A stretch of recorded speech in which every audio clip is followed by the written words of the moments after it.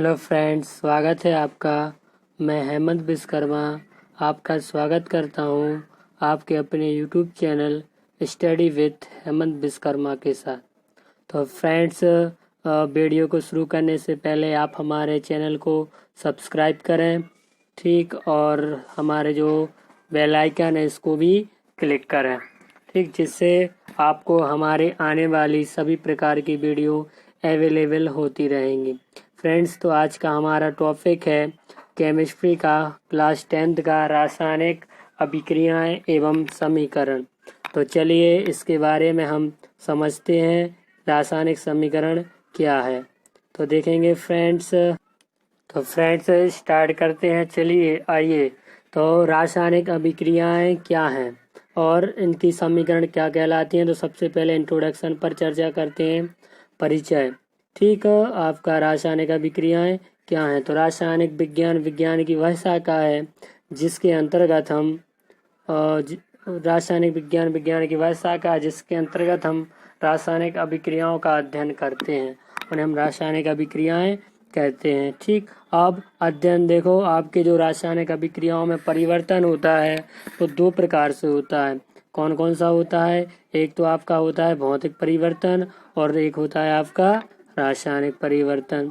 तो देखेंगे, भौतिक परिवर्तन ऐसे परिवर्तन जिनमें पदार्थ की भौतिक अवस्था एवं भौतिक गुणों में परिवर्तन होता है, परंतु रासायनिक संगठन एवं द्रव्यमान में कोई परिवर्तन नहीं होता। मतलब क्या है इसका, कि जो वस्तु है उसका आकार बदल जाएगा और उसकी भौतिक गुण बदल जाएंगे, परंतु उसकी रासायनिक द्रव्यमान में कोई परिवर्तन नहीं होगा और कोई नया पदार्थ नहीं बनेगा। उदाहरण से समझेंगे, जैसा हमारा पहला उदाहरण है बर्फ का जमना। ठीक, काय का जमना? बर्फ का जमना, कांच का टूटना और जल का वाष्पीकरण होना। हम क्या कर सकते हैं कि देखो, बर्फ को जमा के हम मतलब जब जैसे बर्फ को गर्म करेंगे तो द्रव में परिवर्तित हो जाएगी और उसको फिर से फ्रिज में रख देंगे तो वो फिर से जम जाएगी। ठीक, ऐसी कांच को क्या कर सकते हैं हम, कांच को क्या कर सकते हैं, एक बार हम तोड़ सकते हैं, ठीक, और हम उसको फिर पिघलाकर दोबारा से गर्म कर सकते हैं कांच के लिए। इसलिए कांच भी क्या होगा, आपका भौतिक परिवर्तन हो जाएगा। जल का वाष्पीकरण, जल को क्या कर देंगे हम, जैसे गर्म करते हैं 100 डिग्री सेल्सियस पर, जल क्या होने लगता है, उबलने लगता है। अगर हमने 100 डिग्री सेल्सियस से ज़्यादा ताप पर गर्म किया तो जल भाप बनकर उड़ने लगता है। ठीक, यानी जल कितने डिग्री पर उबलने लगता है, 100 डिग्री सेल्सियस पर। तो इनमें हम क्या कर सकते हैं, इनको हम पुनः प्राप्त कर सकते हैं। देखो, ये लिखा है कि रासायनिक अभिक्रिया वह है, भौतिक अभिक्रिया, भौतिक परिवर्तन वह है जो अस्थायी होते हैं, मतलब अपनी अवस्था को चेंज कर सकते हैं, जिन्हें हम पुनः प्राप्त कर सकते हैं। वह क्या है, आपके रासायनिक परिवर्तन। ठीक फ्रेंड्स, तो इसी प्रकार आपका क्या होगा, भौतिक परिवर्तन। तो चलिए देखते हैं, भौतिक परिवर्तन देख लिया, अब देखेंगे हम रासायनिक परिवर्तन ये क्या है। तो देखो, ऐसे परिवर्तन जिनमें पदार्थ के रासायनिक संगठन और द्रव्यमान परिवर्तित हो जाते हैं और नए पदार्थ बनते हैं, उन्हें हम क्या बोलते हैं, रासायनिक परिवर्तन कहते हैं। इसमें क्या होता है कि जो आपके पुराने पदार्थ हैं उन्हें हम पुनः प्राप्त नहीं कर सकते, जैसे हमने फलों को पकाया, काय को पकाया, फलों को, तो वैसा तो है नहीं कि हम जो फल पक जाए उनको हम फिर से कच्चा कर दें, तो ऐसा असंभव है। यानी क्या कहेंगे हम कि मतलब ऐसा परिवर्तन जिसमें उनका द्रव्यमान और रासायनिक संगठन से मिलकर नए पदार्थ बना लें, कोई तीसरा पदार्थ, मतलब ऐसा बन जाए। जैसे अगरबत्ती का जलना, अब अगरबत्ती को जैसे हम क्या कर देंगे, जलाएंगे तो अब अगरबत्ती क्या हो जाएगी, पूरी मिट जाएगी। अब क्या उसे हम दोबारा से अगरबत्ती बना सकते हैं? उसकी क्या नहीं बना सकते। इसी प्रकार आपका है लोहे पर जंग लगना। ऐसी लोहे पर जंग लगना और किसी वस्तु का जलना, इन्हें हम आसानी से पुनः प्राप्त नहीं कर सकते, क्योंकि ये स्थायी परिवर्तन है, एक बार जैसा हो गया वैसा ही इनका परिवर्तन रहता है। ठीक, तो फ्रेंड्स, अगली हेडिंग है आपकी रासायनिक अभिक्रिया। तो वह अभिक्रिया जिनमें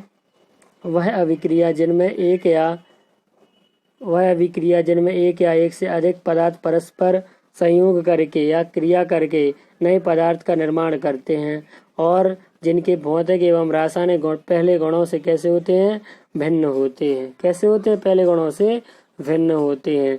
जैसे आपका दिया है कार्बन प्लस ऑक्सीजन, ठीक, इनकी हमने अभिक्रिया कराई, कार्बन की अभिक्रिया हमने किससे कराई, ऑक्सीजन के साथ, तो हमारा क्या प्राप्त हुआ हमें, CO2 कार्बन डाइऑक्साइड। तो जो अभिक्रिया में भाग लेते हैं, ठीक, जो अभिक्रिया में भाग लेते हैं उन्हें हम क्या बोलते हैं, अभिकारक कहते हैं। तथा जो अभिक्रिया होने के पश्चात हमें प्राप्त होते हैं, ठीक, उन्हें हम क्या बोलते हैं, उत्पाद कहते हैं। ठीक फ्रेंड्स, तो मैं उम्मीद करता हूँ ये आप याद रखेंगे। तो जो अभिकारक जो अभिक्रिया में भाग लेते हैं और जो हमें पदार्थ प्राप्त होते हैं उन्हें हम उत्पाद कहते हैं। ठीक, आपकी अगली हेडिंग है आपकी रासायनिक समीकरण। तो देखो रासायनिक समीकरण क्या है, तो देखेंगे रासायनिक समीकरण क्या है, किसी रासायनिक अभिक्रिया को उसके भाग लेने वाले तत्वों तथा बनने वाले पदार्थों को सूत्र या संकेत द्वारा प्रदर्शित करने की विधि। ठीक, सूत्र या संकेत द्वारा प्रदर्शित करने की विधि क्या है, आपकी रासायनिक समीकरण कहलाती है। जैसे मैग्नीशियम की जब अभिक्रिया हम कैसे कराते हैं, HCl हाइड्रोक्लोरिक अम्ल के साथ, तो हमें क्या प्राप्त होता है, मैग्नीशियम क्लोराइड और तथा जल प्राप्त होता है। ठीक, यानी हमने क्या किया, उसमें भाग किन किन ने भाग लिया, मैग्नीशियम ने लिया और HCl ने भाग लिया। इन दोनों ने भाग लेकर क्या बनाया, आपका MgCl2 बनाया और H2 बनाए। ठीक, यानी इसमें अभिकारक क्या क्या कहलाएगा, आपका मैग्नीशियम और HCl क्या है, आपके अभिकारक है, तथा मैग्नीशियम क्लोराइड तथा हाइड्रोजन आपके क्या है, उत्पाद हैं। ठीक, इसी फ्रेंड्स जैसे देखो ये दिया ना Mg+2HCl, इसको अभिक्रिया को क्या किया गया, यहाँ पे संतुलित किया गया है। अब इसको लिखने की कैसी विधि है, रासायनिक समीकरण को लिखने की विधि क्या है, तो हम कैसे लिखेंगे, तो देखो सबसे पहले शब्दों में मतलब आपने हिंदी में कैसे लिखेंगे इसको, कि जैसे जिंक लिया हमने, जिंक क्या होता है हमारा Zn, ठीक, प्लस सल्फ्यूरिक अम्ल क्या होता है H2SO4। ठीक, देखो नीचे दिया है आपका, इन दोनों की अभिक्रिया हुई तो क्या बना, आपका जिंक सल्फेट बना, जिंक सल्फेट यानी ZnSO4 बना और प्लस का H2 गैस बने।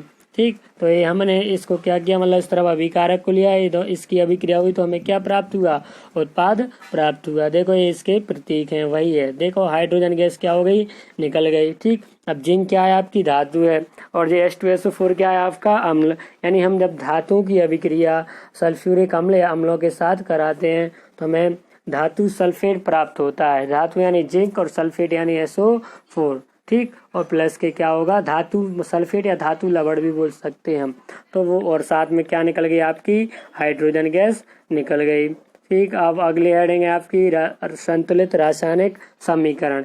क्या होती है संतुलित रासायनिक समीकरण, तो समझेंगे, वह रासायनिक समीकरण जिसमें दोनों पक्षों अर्थात अभिकारक और उत्पाद में प्रत्येक तत्व में परमाणुओं की संख्या कैसी होनी चाहिए, समान होनी चाहिए। जैसे यहाँ पे कितना जिंक है, एक जिंक है, तो यहाँ पे एक जिंक है। ठीक, अब यहाँ पे हाइड्रोजन कितने हैं आपके अभिकारक में, 2, तो उत्पाद में भी कितने आएंगे, 2 हाइड्रोजन है।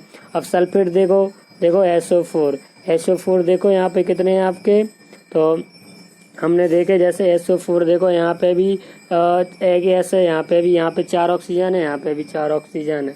ठीक, तो यानी हम क्या कह सकते हैं कि जो यह अभिक्रिया है, यह कैसी अभिक्रिया है, संतुलित अभिक्रिया है। ठीक, अब असंतुलित क्या कहलाती है, तो देखो रासायनिक समीकरण को संतुलित करने की विधि, किन किन कारणों से हम उन्हें संतुलित कर सकते हैं। अब एक परमाणु क्या कहलाएगी, जिनके एक परमाणु क्रिया करते हैं। जैसे एल्यूमिनियम में कितना परमाणु है, एक, कैल्शियम में और सिल्वर और मैग्नीशियम, ये क्या है आपके एक परमाणु, मतलब इन्हें हम सिंगल में लिख सकते हैं। अब द्विपरमाणु क्या होते हैं, जैसे नाइट्रोजन दिया, नाइट्रोजन में N2 लगा, यानी एक नाइट्रोजन और एक नाइट्रोजन यानी 2 नाइट्रोजन है। इसी प्रकार ऑक्सीजन भी आपके कितने आएंगे, 2 आएंगे। अब इनके बॉन्ड अलग अलग रहते हैं, जैसे ऑक्सीजन में डबल बॉन्ड रहता, नाइट्रोजन में ट्रिपल बॉन्ड रहता। क्यों, क्योंकि ऑक्सीजन की संयोजकता कितनी होती है, -2। ठीक, और नाइट्रोजन की संयोजकता कितनी होती है आपकी, -3। माइनस बताता है कि ये अधातुएं हैं, क्या है आपकी, अधातुएं होती है। ठीक, तो अब संतुलित करने की विधियां देखो कैसे संतुलित करते हैं। तो नंबर 1, सबसे कम संख्या वाले परमाणुओं को सबसे पहले संतुलित करते हैं। जिनकी सबसे कम संख्या वाले परमाणु मान लो जैसे आपका एग्जाम्पल दिया है, क्या है आपका एग्जाम्पल में, जैसे BaSO4 बेरियम क्लोराइड और सल्फ्यूरिक अम्ल की अभिक्रिया कैसे इन दोनों की अभिक्रिया हुई, तो बेरियम सल्फेट प्लस के HCl बना। अब सबसे कम परमाणु किसके हैं, बेरियम के। यहाँ पे कितना परमाणु है, 1, और यहाँ पे भी कितना है, 1। तो सबसे पहले इसे संतुलित करेंगे। ठीक, सबसे पहले कम संख्या वाले परमाणु को संतुलित करते हैं। और यदि देखो ये अलग से नोट बताया मैंने, यदि प्रश्न में सोडियम दिया हो तो सबसे पहले इसे संतुलित करें। तो यहाँ पे सोडियम दिया है क्या, नहीं दिया, इसलिए नहीं करेंगे। अब देखो बेरियम दोनों तरफ 1 है, इस तरफ भी 1 है, SO4 यहाँ पे भी 1 है, यहाँ पे भी 1 है, ये दोनों तो संतुलित हैं। अब बात आती है हाइड्रोजन की और क्लोरीन की। तो देखो यहाँ पे HCl 1 था पहले कि नहीं, तो हमने संतुलित करने के लिए कितना लगाया, आगे 2 लगाया, जिससे 2 क्लोरीन हो जाए और 2 आपका हाइड्रोजन हो जाए। तब जाके क्या बनेगा, बेरियम सल्फेट और प्लस के हाइड्रोक्लोरिक अम्ल की प्राप्ति होगी। ठीक, अब रासायनिक अभिक्रियाओं के प्रकार। अब देखो रासायनिक अभिक्रियाएं भी बहुत प्रकार की होती हैं आपकी। जैसे देखो जैसे सबसे पहले होती है आपकी संयोग या योगात्मक या संकलन अभिक्रिया। इसमें क्या होगा, 2 यौगिक मिलकर एक नए यौगिक का निर्माण करेंगे। संयोग का मतलब होता है परस्पर जुड़ना। ठीक, मतलब हम क्या बोल सकते हैं कि 2 या 2 से अधिक अभिकारक मिलकर हमें एक उत्पाद देते हैं। कितना उत्पाद देते हैं, एक उत्पाद देते हैं। ठीक, और वियोजन अभिक्रिया में क्या हो जाएगा कि 2 या 2 से मतलब एक अभिक्रिया। ठीक, मान लो जैसे एक तत्व आपका 2 या 2 से अधिक तत्वों में टूट जाए। ठीक, जैसे आपने ले लिया NaCl ले लिया सोडियम क्लोराइड, तो इसको क्या तोड़ देंगे, सोडियम प्लस में तोड़ देंगे और क्लोरीन माइनस में तोड़ देंगे। ठीक, और प्रतिस्थापन क्या होता है, प्रतिस्थापन के लिए एक कंडीशन याद करनी पड़ती, संयोजकता या क्रियाशीलता का नियम। ठीक, वो हम आपको आगे चल के बता रहे हैं क्या है।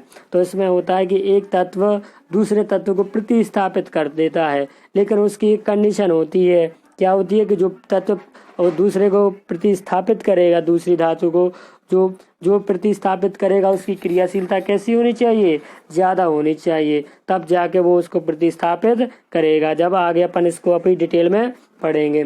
और द्विविस्थापन अभिक्रिया क्या है, वे विस्थापन अभिक्रिया जिनमें 2 तत्व परस्पर एक दूसरे में स्थानांतरण होते हैं। क्या होते हैं, 2 यौगिक एक दूसरे में स्थानांतरण होते हैं। चलिए देखते हैं डिटेल से आगे। तो सबसे पहला है आपका संयोजन अभिक्रिया। वे क्रियाएं जिनमें 2 या 2 से अधिक अभिकारक आपस में सहयोग करके एक नए पदार्थ का निर्माण करते हैं। जैसे आपका दिया है, आपका क्या दिया है, जैसे आपका दिया है हाइड्रोजन और ऑक्सीजन। ठीक, इसकी अभिक्रिया कराओ आप हाइड्रोजन और ऑक्सीजन की, तो H2 + O2 = क्या बना दिया हमने, जल। इसमें यानी क्या हुआ, 2 या 2 से अधिक परमाणु। ठीक, देखो एक हाइड्रोजन हो गया, एक ऑक्सीजन अणु हो गया, 2 या 2 से अधिक अणु मिलकर एक नए अणु का या परमाणु का निर्माण करते हैं। ठीक, वो क्या कहलाएगा, आपका संयोग अभिक्रिया। जैसे सोडियम की अभिक्रिया ऑक्सीजन के साथ हुई तो क्या बना, सोडियम ऑक्साइड। अब यही क्यों बना, Na2O क्यों बना, देखो NaO क्यों नहीं बना, क्योंकि हम जानते हैं कि जो सोडियम है और ऑक्सीजन है, सोडियम की संयोजकता होती है 1 और ऑक्सीजन की होती है 2, तो हम इनका फॉर्मूला ऐसे बनाते। तो यानी सोडियम कितने हैं आपके, 2 हैं, और ऑक्सीजन कितना है आपका, 1 है, इसलिए आपका फॉर्मूला क्या बनेगा, Na2O फॉर्मूला बनेगा। ठीक, अब योगात्मक अभिक्रिया कितने प्रकार की होती हैं, 2 प्रकार की होती हैं। कौन कौन सी होती हैं आपकी, एक होती है ऊष्माक्षेपीय अभिक्रिया और एक होती है ऊष्मा शोषी अभिक्रिया। अब ऊष्माक्षेपीय अभिक्रिया क्या कहलाती है, तो वे अभिक्रियाएं जिनमें उत्पाद के निर्माण के साथ साथ ऊर्जा मुक्त होती है। ठीक, उत्पाद के साथ साथ क्या होगा, ऊर्जा मुक्त होगी।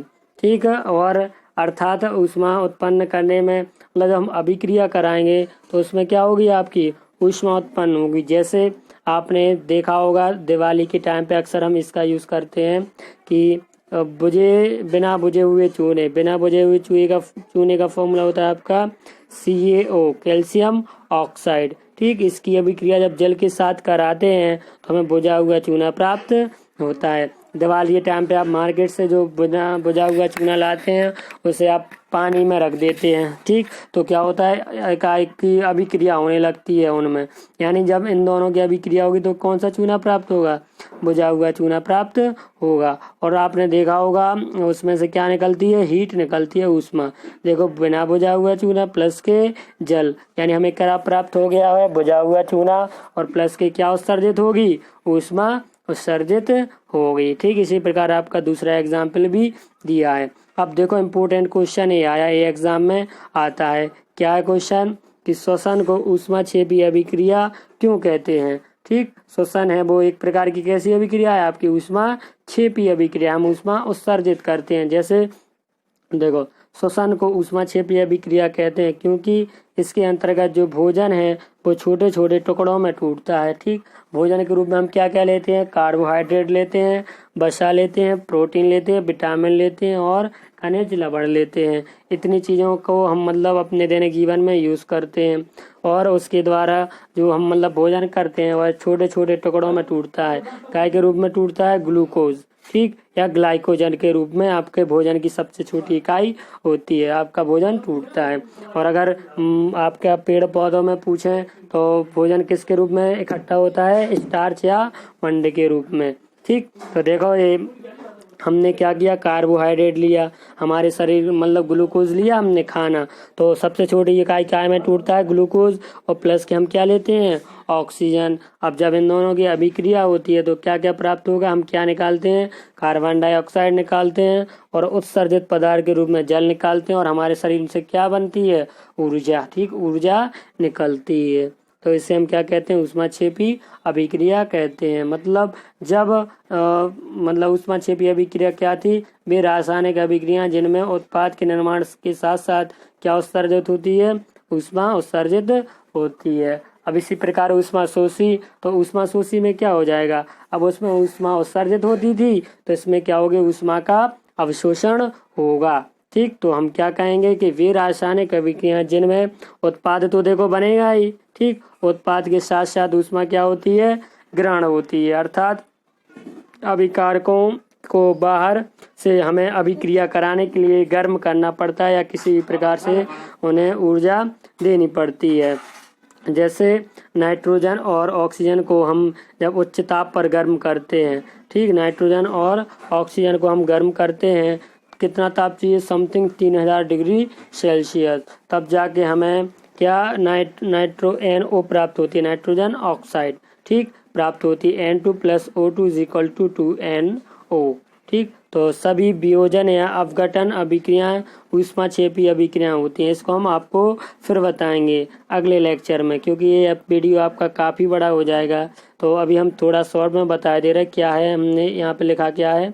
तो इसका मतलब क्या है कि जितने भी जो वियोजन अभिक्रिया हैं, मतलब जो अभिक्रियाएं क्या करेंगी, एक पदार्थ को दो या दो से अधिक पदार्थों में विभाजित करेंगी, तो हमें उनको तोड़ने के लिए अलग से क्या देनी पड़ेगी, ऊष्मा देनी पड़ेगी। तो यानी वो कौन सी अभिक्रियाओं में आएंगी, आपकी ऊष्मा शोषी अभिक्रियाओं में आएंगी, ठीक। तो दोस्तों उम्मीद करता हूँ कि इस वीडियो में मैंने आपको जो आपके भौतिक और रासायनिक परिवर्तन थे इसके बारे में बताया, और रासायनिक समीकरण को हम देखो कुछ समीकरण आपको मतलब संतुलित करना सिखाएंगे, उसकी हम अगली वीडियो लेकर आएंगे।